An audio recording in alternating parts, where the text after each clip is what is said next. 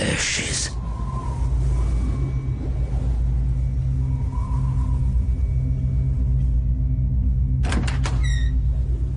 Hello, Bruce.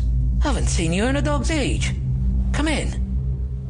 I threw open the door, and he followed me into the room. His gaunt, ungainly figure sprawled awkwardly into the chair I indicated, and he twirled his hat between nervous fingers.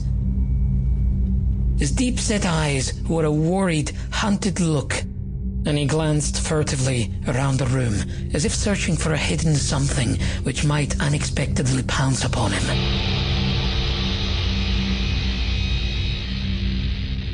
His face was haggard and colorless.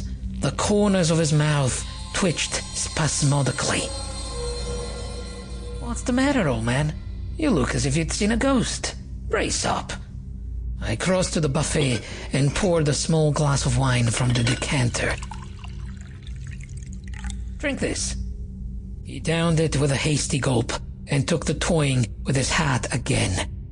Thanks, Prague. I don't feel quite myself tonight. You don't look it either. What's wrong? Malcolm Bruce shifted uneasily in his chair. I eyed him in silence for a moment, wondering what could possibly affect the man so strongly.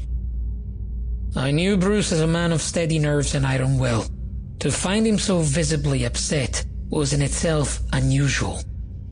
I passed cigars, and he selected one automatically. It was not until the second cigar had been lighted that Bruce broke the silence. His nervousness was apparently gone. Once more, he was the dominant, self-reliant figure I knew of old. Prague, he began.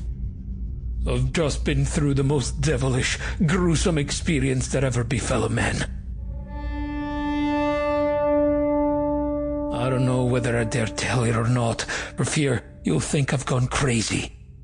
And I wouldn't blame you if you did, but it's true, every word of it.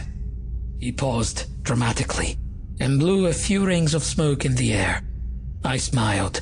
Many a weird tale I had listened to over that selfsame table. There must have been some kink in my personality that inspired confidence, for I had been told stories that some men would have given years of their life to have heard.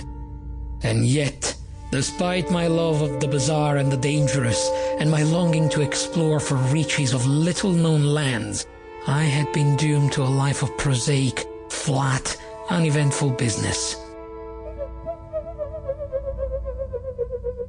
Do you happen to have heard of Professor Van Allister? Asked Bruce. You don't mean Arthur Van Allister? The same. Then you know him. I should say so. Known him for years. Ever since he resigned as professor of chemistry at the college, so he could have more time for his experiments. Why, I even helped him choose the plans for that soundproof laboratory of his on the top floor of his home. Then he got so busy with his confounded experiments, he couldn't find the time to be chummy. You may recall, Prague, that when we were in college together, I used to dabble quite a bit in chemistry. I nodded, and Bruce continued.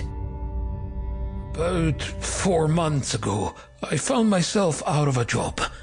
Van Allister advertised for an assistant, and I answered. He remembered me from college days, and I managed to convince him I knew enough about chemistry to warrant a trial.